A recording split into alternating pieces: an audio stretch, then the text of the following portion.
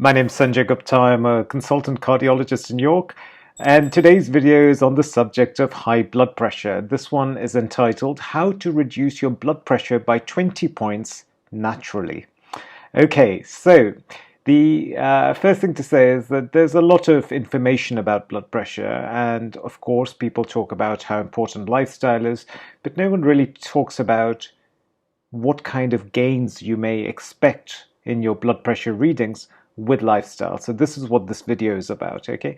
So let's get started. High blood pressure is a major global health challenge, and one of the main reasons why it has become more prevalent is because increasingly more economically developing countries are now adopting the Western lifestyle, which leads to sedentary behavior, physical inactivity, consumption of calorie-dense fatty foods, high sodium intake, and also excessive levels of stress. It is also well recognized that excessively elevated blood pressure numbers can be associated with harm to the body at a microscopic level initially, and then over a course of many years, that damage can start manifesting as strokes, heart attacks, kidney failure. And therefore, there's great emphasis by healthcare bodies around the world to reduce high blood pressure numbers through lifestyle and medication. One of the things I have learned over my career in medicine is that whenever we are dealing with elevated numbers and the likelihood of possible harm, we should not always assume that it is the number that is doing the harm. It is also possible that the number may be a symptom of a more generalized underlying process, and that is also doing the harm. So in some ways, the number is a symptom of this thing which is actually doing the harm. If the number itself is responsible for the harm, then surely it makes sense to aggressively reduce the number. If the number is a symptom of an underlying process, then making the number look nicer may detract from looking for the underlying problem, which may then continue to cause damage despite the numbers looking better. Let me give you an example, just a very basic example of this. If you get regular migraine, then taking a painkiller daily would take away your pains. If, on the other hand, your migraines or your headaches were due to an underlying brain tumor, then just taking a painkiller every day will simply take away the pain, i.e. the outward manifestation of the brain tumor, and therefore you may be lulled into a false sense of security that you're okay, even though the brain tumor may continue to grow and cause you harm. So this is the whole idea behind blood pressure. I think in most cases of high blood pressure, I think the numbers are often a symptom of an unhappy body and mind. And yes, indeed, if the numbers are left unchecked, then the number itself can also do additional harm. As I said, current management of blood pressure is through lifestyle modification and medications. Whilst they may be equally effective in bringing the numbers down, the way they do so is fundamentally different. Medications simply bring the number down, and in so doing, they may prevent harm that may be caused by that number being too high in the long run. They don't really do very much for the underlying process. Lifestyle, on the other hand, makes you a healthier person and therefore may help tackle the underlying process, and by doing so may reduce the numbers. Unfortunately, a lot of modern medical management focuses more on the easy fix, which is giving patients medications, rather than focusing on lifestyle management. In this video, I was keen to talk to you about some of the lifestyle changes that you can make and how much of a difference that these changes can make to the numbers. Okay, so as I said, in this I'm going to talk about certain lifestyle changes that you can make, and you would find that if you're able to incorporate all of these in your life, then you could easily bring your blood pressure numbers down by 20 millimeters of mercury. So the first is weight. Okay, we know excessive weight contributes to high blood pressure and virtually all forms of cardiovascular disease. Patients with a body mass index of more than 30 have nearly double the risk of developing resistant hypertension, which is probably the worst form of blood pressure, which doesn't respond to treatment and causes more harm than any other form. Obesity is associated with many processes which are bad for the body, including inflammation, sympathetic overactivity, reduced nitric oxide levels, and even physical compression of the kidneys from visceral fat, which may develop. Your aim should be to try and reach your ideal body weight wherever you're thinking about weight loss. But most research points to the fact that for every kilogram of body weight you shed, your systolic blood pressure will drop by 1 millimeter of mercury. So the top value will drop by 1. So if you lose 10 kilos of body weight, if you carry an extra 10 kilos, then losing this will bring your blood pressure down by 10 millimeters of mercury.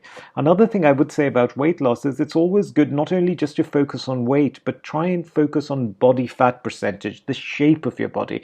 If you are centrally obese, then I think it's really important to work with body fat percentages and try and change the shape of the body, because I think that plays a big role as well, especially with the visceral fat, etc.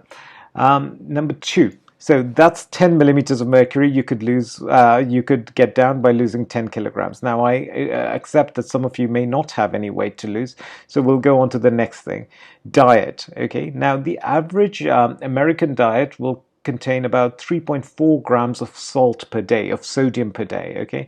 The usual recommendations are no more than 2.3 grams per day.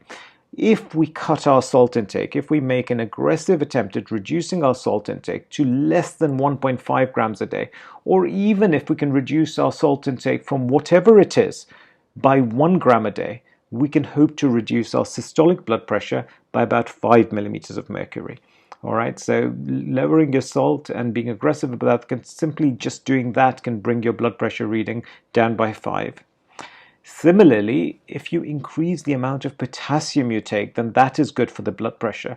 There was an article in the American Journal of Nutrition that suggested that the average potassium intake is about 1.7 to 1.8 grams a day. The usual recommended dose, the recommended intake amount from the National Dietary Guidelines is that you should be taking 4.7 grams a day. So if we can aim to increase our potassium intake through diet to between 3.5 and 5 grams per day, then we can hope to see an average reduction in our systolic blood pressure readings by another 4 to 5 millimeters of mercury. So just paying attention to your salt, paying attention to your potassium can bring your blood pressure down by about 9 millimeters of mercury.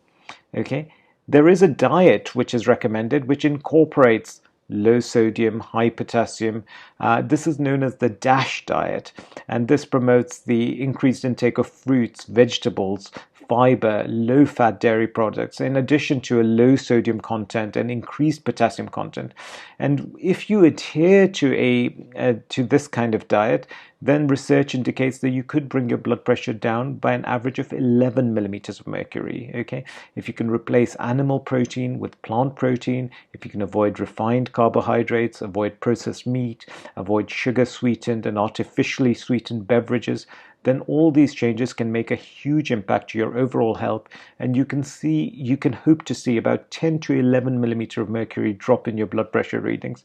If you then combine it with a magnesium supplement, the magnesium supplement will bring your blood pressure down by 1 or 2 millimeters of mercury, and you take an omega-3 fatty acid supplement, fish oils, then that can reduce your blood pressure by another 4 millimeters of mercury. So just diet can bring your blood pressure easily down by 10 to 15 millimeters of mercury if you do the DASH diet, the low sodium, the high potassium, and the magnesium and the fish oil.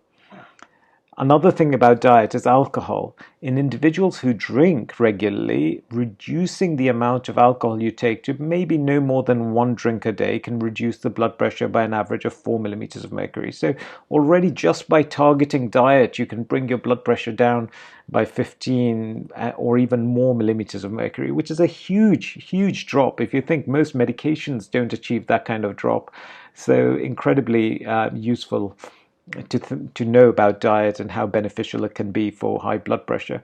The next thing to talk about is exercise. Now, physical activity and exercise, to my mind, are perhaps one of the best therapies in existence for virtually all forms of chronic disease. Exercise is one of the most potent anti-inflammatory agents in all of medicine. Exercise is also a very meditative experience and therefore stress relieving in that sense. Despite, it is also very safe. Exercise is also very safe. Despite this, 50% of all adults in the USA do not meet minimal physical activity recommendations. It is generally a good idea to exercise, but when you start doing exercise, it's a good idea to start at a lower intensity, such as slow walking, and then try and build up to recommended levels, even though exercise is generally safe. But it's always good to do things gradually if you can. The current recommendations is that you should aim for a cumulative amount of 150 minutes of moderate aerobic exercise per week. What do I mean by moderate aerobic exercise? Brisk walking at 2.4 to 4 miles per hour, biking 5 to 9 miles per hour, ballroom dancing, recreational swimming, yoga, etc. So that 150 minutes of that over the whole week is a good amount of exercise to do for your blood pressure. You could do vigorous exercise, and you probably only need to do 75 minutes per week of intense exercise to have really good effects on your blood pressure numbers. By intense exercise, I mean jogging, running, biking at more than 10 miles per hour, swimming laps, playing tennis, singles tennis, that kind of thing. It doesn't matter whether you do these exercises in very frequent short duration sessions or whether you do them in longer duration sessions. It is the cumulative amount of exercise that you do in a week that matters. If you increase the amount of exercise, you do benefit more, but the incremental benefit gets less and less. And so what I'm trying to say is doing some is so much better than doing none, and doing more is a little bit better than doing some. So the more you can do, the better it is, but at least do some. And that in itself can be extremely effective at lowering the blood pressure. Most people would say that if you do aerobic exercise, you're looking to bring your blood pressure down by about 4 to 5 millimeters of mercury. Okay, it's also worth just talking about the different forms of exercise. There's the dynamic aerobic exercise, which is the regular and purposeful movement of large muscle groups in moderate or vigorous physical activity, such as cycling, running, dancing. We've already spoken to you about that. If you do that regularly, you try and get 150 minutes per week of that, then you would reduce your blood pressure by about 3-4 millimeters of mercury, something like that. There is another form of exercise which is dynamic resistance exercise. This is where exercise is characterized by effort against an opposing force, such as weightlifting, and this is less well studied than aerobic dynamic exercise. But what we know about resistance training is it is not harmful in high blood pressure, and it could reduce your average blood pressure measurements by another 2.7 millimeters of mercury average.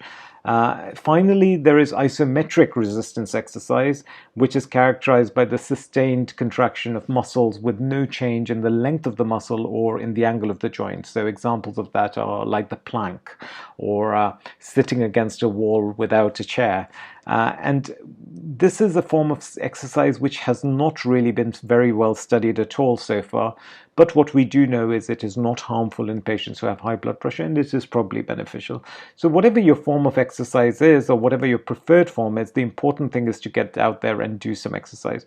So you can see that just combining diet, weight loss, and exercise can easily bring your blood pressure down by 20 millimeters mercury. You would ordinarily need maybe 2 different medications to try and achieve that kind of result. So this is well worth doing. Right, so I hope you found this useful. There are other things, by the way, that can also reduce blood pressure: stress management, sleep, and I'll do a video on those in the near future. But thank you so much again for all your support, all your kindness. I'm enjoying this time in quarantine. I love the idea of getting up and trying to do a video and interacting with everyone. And I'm really, really grateful for everything you do for me. So thank you so much. All the best. Bye.